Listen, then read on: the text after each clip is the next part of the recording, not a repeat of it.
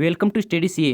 तो दोस्तों आज हम लेकर आए प्राचीन भारतीय इतिहास एवं प्राचीन भारतीय इतिहास में एक बहुत ही मोस्ट इंपॉर्टेंट टॉपिक मगध साम्राज्य के बारे में हम डिस्कस करेंगे। मगध साम्राज्य से संबंधित टॉपिक क्वेश्चन हम यूथ क्विज के साथ हल करेंगे। तो दोस्तों वीडियो को दोस्तों के पास जल्दी जल्दी शेयर कीजिए एवं हमारी वीडियो को लाइक करना ना भूलें। तो चलते हैं हमारी वीडियो की तरफ बिना टाइम वेस्ट किए। तो हमारा पहला क्वेश्चन है कि मगध की प्रारंभिक राजधानी कहाँ स्थित थी। तो इसका राइट आंसर बताओ कि मगध साम्राज्य की प्रारंभिक राजधानी कहाँ थी। तो वह राजधानी थी राजगृह या गिरिब्रिज में। इसका 2 नंबर आंसर राइट हो जाएगा। राजगृह को गिरिब्रिज के नाम से भी जाना जाता है। अब हम नेक्स्ट क्वेश्चन की तरफ बढ़ते हैं कि मगध का सबसे प्राचीन संस्थापक कौन था। तो मगध का सबसे प्राचीन संस्थापक था बृहद्रथ। इसका 1 नंबर आंसर राइट हो जाएगा। एवं सबसे प्राचीन राजधानी कौन थी, राजगृह या गिरिब्रिज। हम नेक्स्ट 3 नंबर के क्वेश्चन की तरफ बढ़ते हैं कि हर्यक वंश के संस्थापक कौन थे। तो हर्यक वंश के संस्थापक थे बिंबिसार। इसका 2 नंबर आंसर राइट हो जाएगा। अगर दोस्तों आपको पीडीएफ चाहिए तो हमारे टेलीग्राम ग्रुप में ज्वाइन कर सकते हो, जिसकी लिंक डिस्क्रिप्शन में दी हुई है। तब हम आगे वाले क्वेश्चनों की तरफ बढ़ते हैं। हमारा नेक्स्ट क्वेश्चन है कि पाटलिपुत्र की स्थापना किसने की थी। तो पाटलिपुत्र एक मगध साम्राज्य की राजधानी थी, जिसकी स्थापना निम्न में से किसने की थी। तो पाटलिपुत्र की स्थापना उदयन ने की थी। इसका 3 नंबर आंसर राइट हो जाएगा। तो उदयन ने पाटलिपुत्र की स्थापना की थी। हमारा नेक्स्ट क्वेश्चन है कि हर्यक वंश का अंतिम राजा कौन था। तो हर्यक वंश का अंतिम राजा था उदयन का पुत्र नागदशक। इसका 4 नंबर आंसर राइट हो जाएगा। अब आगे वाले क्वेश्चन की तरफ बढ़ते हैं। दोस्तों ये सभी क्वेश्चन सिलेक्टेड क्वेश्चन है, बहुत ही मोस्ट इंपॉर्टेंट क्वेश्चन है, ध्यान से देखना इन क्वेश्चनों को। कि शिशुनाग वंश के संस्थापक कौन थे। तो शिशुनाग वंश के संस्थापक थे शिशुनाग। इसका 4 नंबर आंसर राइट हो जाएगा। ये शिशुनाग थे वो उदयन के पुत्र नागदशक के अमात्य थे। हम नेक्स्ट क्वेश्चन की तरफ बढ़ते हैं। हमारा 7 नंबर का क्वेश्चन है कि शिशुनाग ने अपनी राजधानी पाटलिपुत्र से कहाँ स्थानांतरित की थी। तो शिशुनाग ने राजधानी मगध की राजधानी पाटलिपुत्र से कहाँ स्थानांतरित की। तो उन्होंने वैशाली स्थानांतरित की थी। एम शिशुनाग किस वंश के संस्थापक थे, शिशुनाग वंश के। हम नेक्स्ट क्वेश्चन की तरफ बढ़ते हैं कि मगध का कौन सा शासक राजधानी को पुनः पाटलिपुत्र ले गया था। मतलब कि राजधानी पहले तो थी पाटलिपुत्र उदयन के समय, फिर शिशुनाग ने वैशाली ले गए एवं बाद में उनको पुनः पाटलिपुत्र कौन ले गया था। तो इसका राइट आंसर बताओ कि राजधानी को पुनः पाटलिपुत्र कौन ले गया था। तो कालाशोक राजधानी को पुनः पाटलिपुत्र ले गए थे एवं वो शिशुनाग के उत्तराधिकारी थे। हम नेक्स्ट क्वेश्चन की तरफ बढ़ते हैं कि शिशुनाग वंश का अंतिम राजा कौन था। तो शिशुनाग वंश का अंतिम राजा था नंदीवर्धन। इसका 1 नंबर आंसर राइट हो जाएगा, जो शिशुनाग वंश का अंतिम राजा था। नेक्स्ट क्वेश्चन की तरफ बढ़ते हैं कि नंद वंश का संस्थापक कौन था। इसका राइट आंसर बताओ। तो नंद वंश का संस्थापक था महापद्मनंद। इसका 2 नंबर आंसर राइट हो जाएगा। अब हम आगे वाले एवं नंदीवर्धन कौन था, यह था शिशुनाग वंश का अंतिम राजा। हम आगे वाले क्वेश्चन की तरफ बढ़ते हैं कि नंद वंश का अंतिम संस्थापक कौन था। तो नंद वंश का अंतिम संस्थापक था घनानंद। ये नंद वंश का अंतिम संस्थापक था एवं ये सिकंदर के समकालीन था।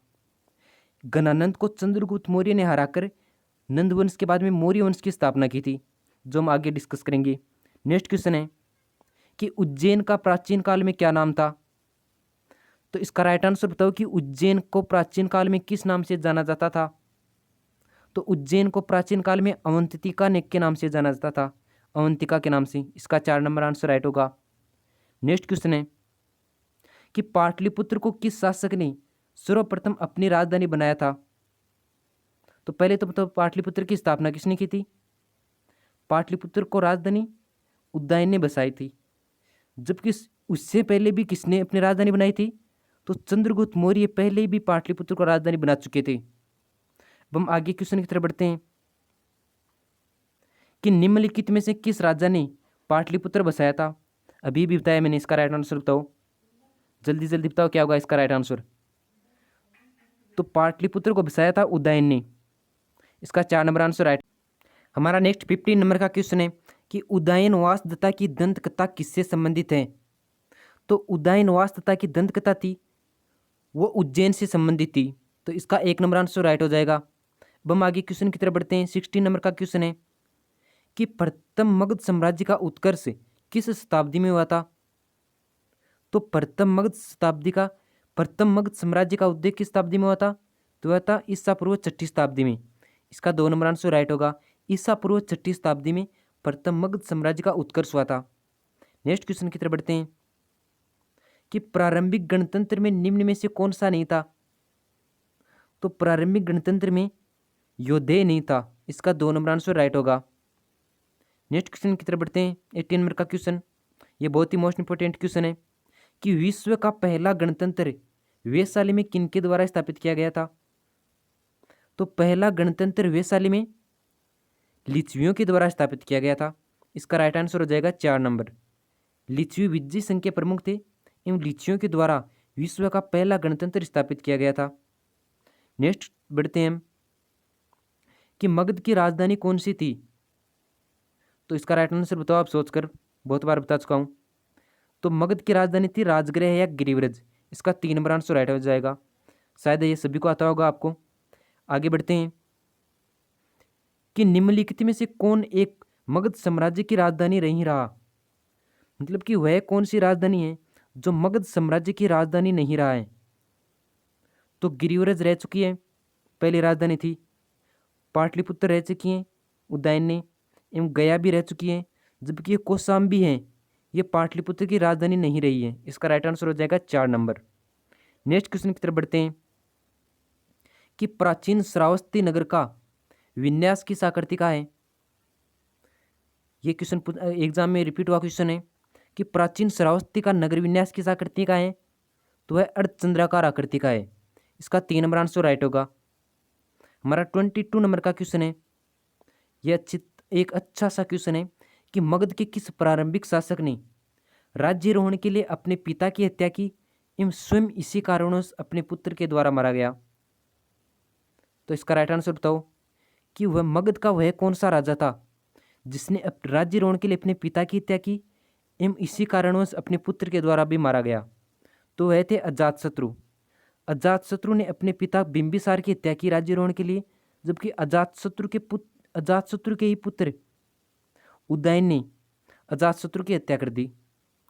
आगे नेक्स्ट क्वेश्चन की तरफ बढ़ते हैं। एवं उदयन के पिता कौन थे? उदयन के पिता थे अजातशत्रु एवं उदयन के पुत्र नागदशक। हमारा 23 नंबर का क्वेश्चन है कि नंदवंश के पश्चात मगध पर किस राजवंश ने शासन किया था? तो इसका राइट आंसर बताओ कि नंदवंश के पश्चात मगध पर किस राजवंश का वर्चस्व हो गया था? तो वह मौर्य वंश का राजवंश का वर्चस्व हो गया था। तो नंदवंश के अंतिम राजा कौन थे?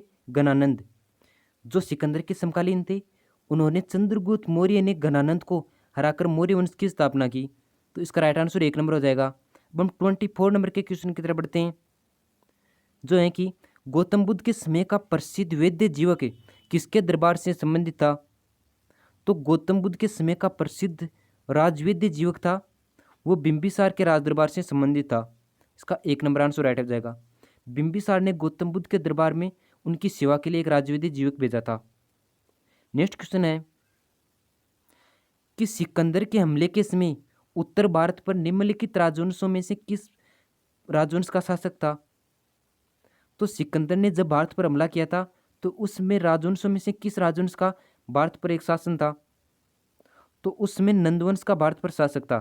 इसका 2 नंबर आंसर राइट हो जाएगा। अब हम नेक्स्ट क्वेश्चन की तरफ बढ़ते हैं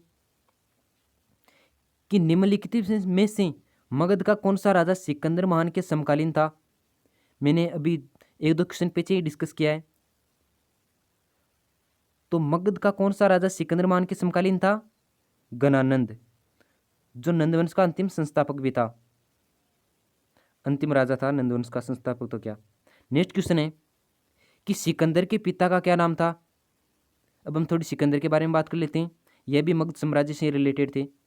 तो सिकंदर के पिता का नाम था फिलिप। इसके 3 नंबर आंसर राइट हो जाएगा। आगे नेक्स्ट क्वेश्चन की तरफ बढ़ते हैं।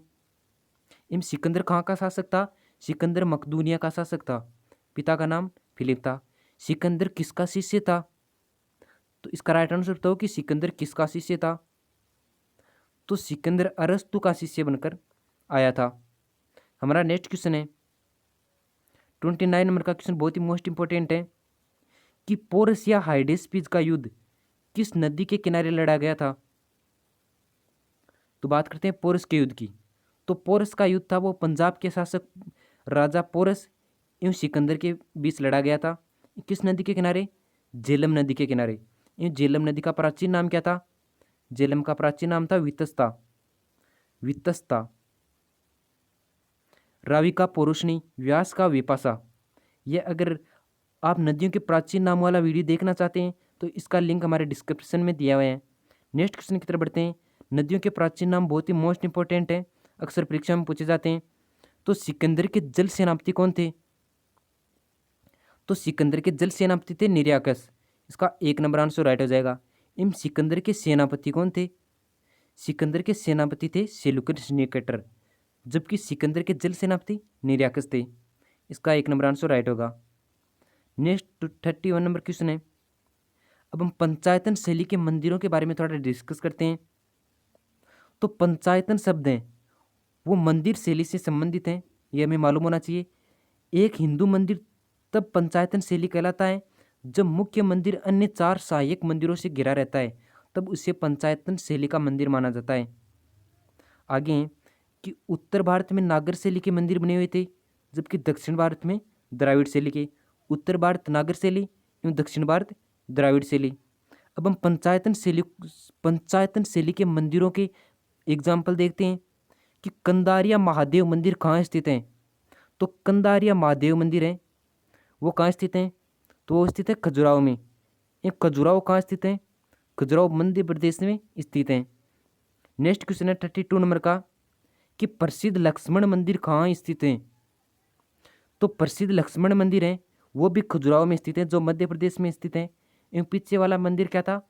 कंदारिया महादेव मंदिर, जो भी खजुराहो में स्थित है।